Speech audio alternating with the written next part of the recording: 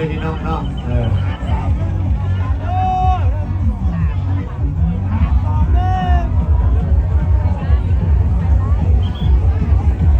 เอาเนาะเมื่อกี้กับหัวหน้าปกติกุ้งเงินกระบอกแล้วเนาะให้มีความร่วมมือเด้อเนาะ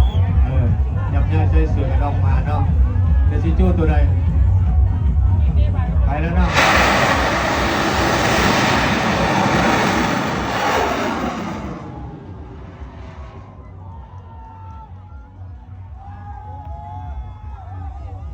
เอา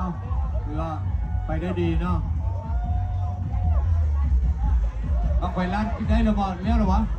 เอาแล้วเอาขึ้นเลย